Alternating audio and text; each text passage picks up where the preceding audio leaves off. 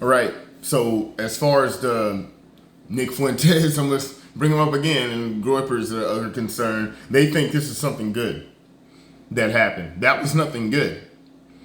What happened over there in D.C. is not good. It was really, really stupid and dumb. Is what it was, and childish.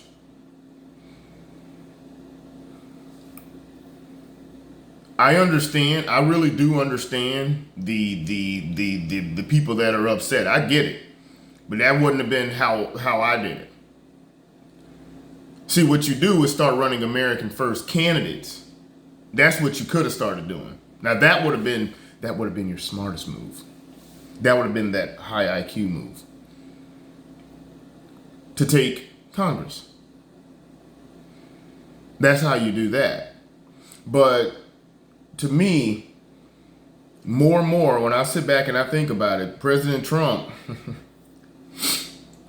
that was a weak leader for your movement, man. I mean, let's be fair. And it definitely doesn't make me a Joe Biden fan. That's for goddamn sure. He's terrible. The left is horrible. I voted for Trump this election, and I stayed a resident of Wisconsin long enough to actually be able to vote up in Wisconsin, to try to do my best before I moved down here, Louisiana.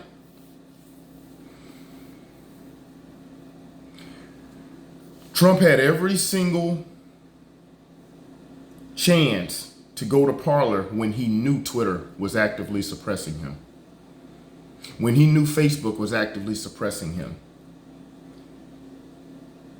You know the whole thing when they say, when I posted something and was talking about weak men create hard times and strong men create good times create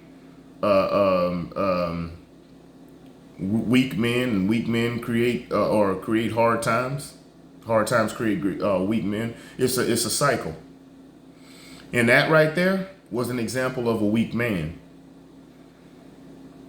That he was an example of a he's an example of a weak man. He had every time to say, "I'm just going to go to Parler.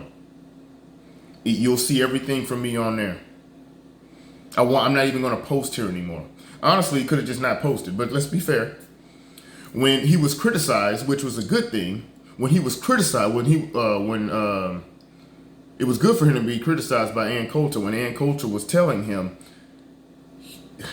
you have to stick with immigration.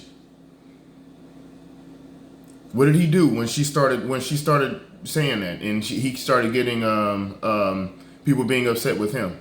What did he do? He blocked her or unfollowed her. One of the few accounts he follows, one of the few accounts that he follows, that he was following, he stopped following her when she criticized him. She was actually telling him something that, first of all, honestly, got him elected in the first place. When he was talking immigration, all he had to do was stick with the immigration. That's your main issue. I've said that before on previous videos. Hey, all you have to do in a debate is go up and say Joe Biden wants to let 20 million illegal aliens, citizens, become citizens while Americans are out of jobs. That's all you have to say. Stick on that. That's something that the left and the right will agree on. Lowers wages, does all that. And he didn't do it. That's all he had to do. Or go, like I said before, go to Parler and have at it if you need the tweet. The fact that you need the tweet is something wrong anyway. That's and then storming this DC Capitol. I don't know what y'all thought why would you support a thing like that? I understand people being upset, but why would you support something like that? It's stupid. I think there's a lot of people that are gonna spit their red pills out. People that it took a long time to actually get them the red pill. And they're going to spit it out now. My God. You guys did not do what you thought you did. And that, for a group that constantly talks about IQ and everything, it's very low IQ on Nick Fuentes' part. But he's a child anyway, so he probably needs to live a little, be a little, you know, a little more tactfulness, you know, a little more less full of yourself. You know, let's be fair here. Comment, like, share, subscribe, and we'll see you in the next one. All right.